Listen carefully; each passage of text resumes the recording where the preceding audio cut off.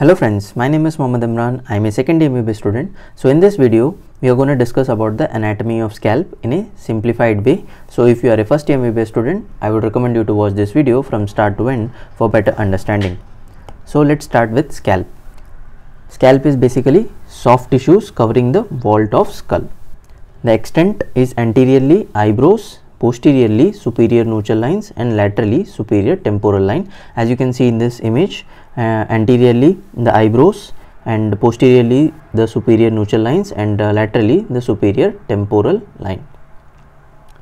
Now coming to the layers of the scalp. The layers of scalp is very easy.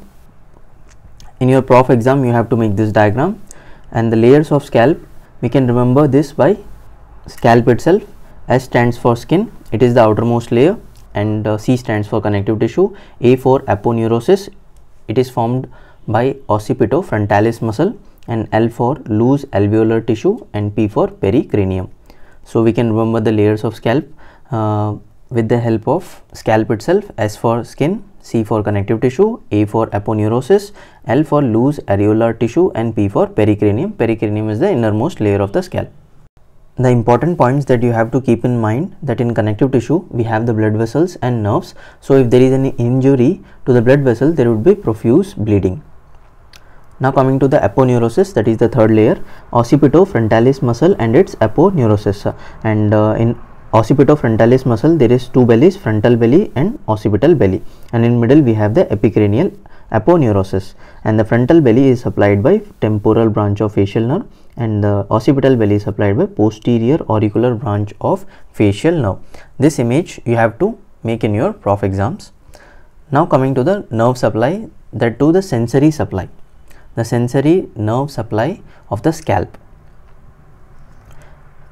This image you have to focus on this image, and we would draw a line in between, and the upper one is in front of auricle, and below that we have the behind the auricle, the nerve supply in front of the auricle, and the lower part signifies the nerve supply behind the auricle.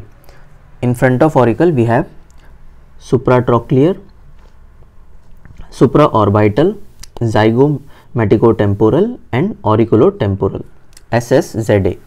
The in front of auricle, the nerve supply in front of auricle we have supratrochlear, supraorbital, zygomaticotemporal and auriculotemporal, and behind the auricle we have the great auricular nerve and lesser occipital nerve, greater occipital nerve and third occipital nerve.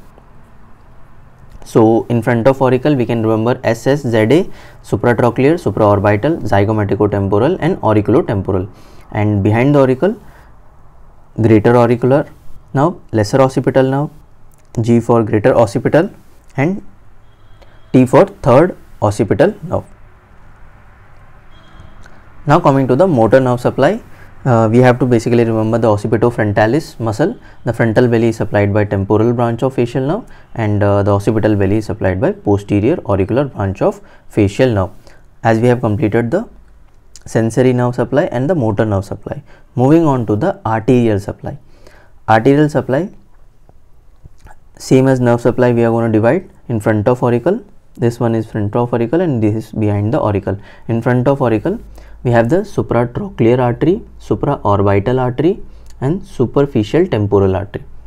The nerves arterial supply in front of auricle we have the supratrochlear artery, supraorbital artery and superficial temporal artery. The supratrochlear artery is a branch of ophthalmic artery from internal carotid artery. Same goes for supraorbital artery, it is also a branch of ophthalmic artery from internal carotid artery, and the rest others are branch of external carotid artery. Superficial temporal artery is a branch of external carotid artery. Now coming to the behind the auricle arterial supply, we have the posterior auricular artery and occipital artery. These two are also branch of external carotid artery. Supratrochlear and supraorbital artery are branch of ophthalmic artery from internal carotid artery. Rest others are branch of external carotid artery. Now coming to the venous drainage, we have the supratrochlear and supraorbital vein, superficial temporal vein, posterior auricular vein and occipital vein. You have to memorize these veins. In infants, the veins of scalp is easily seen, so it can be used for intravenous infusion. The emissary veins, parietal emissary vein and mastoid emissary vein and diploic veins. This consist of the venous drainage of the scalp, supratrochlear and supraorbital vein, superficial temporal vein, posterior auricular vein, occipital vein, and emissary veins. We have the parietal emissary vein and mastoid emissary vein and diploic veins. Now coming to the lymphatic drainage.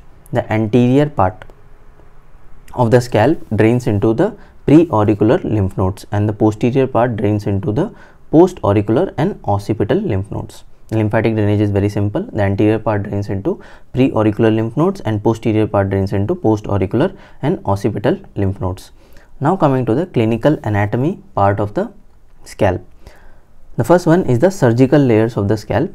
It consists of SCA, the first 3 layers from the outer side, that is skin, connective tissue and aponeurosis, and it is firmly adhered to each other. These 3 layers are firmly adhered to each other, so it cannot be separated. So it is all, these 3 layers are combinedly called as scalp proper. The surgical layer of scalp consists of SCA, skin, connective tissue and aponeurosis. Now coming to the dangerous area of the scalp. Dangerous area of scalp is present in the loose areolar tissue. The loose areolar tissue is called as the dangerous area of scalp because the blood and pus freely tends to collect in this layer. So the dangerous area of scalp is loose areolar tissue. Now coming to the black eye. It is a hematoma formation around the eyes after head injury or cranial operation. So you can see in this image that there is a hematoma formation around the eyes. This may be probably because of head injury or cranial operation. So there are 3 points that you have to remember in clinical anatomy. First one is the surgical layer of scalp, skin, connective tissue and aponeurosis, SCA. And in dangerous area of scalp you have to remember the loose areolar tissue, and because the blood and pus freely tends to collect in this layer. And third one is the black eye. Black eye is hematoma formation around the eyes after head injury or cranial operation. Thank you for watching. Hope you like this video. Make sure you hit the like and subscribe button for more videos related to medical field.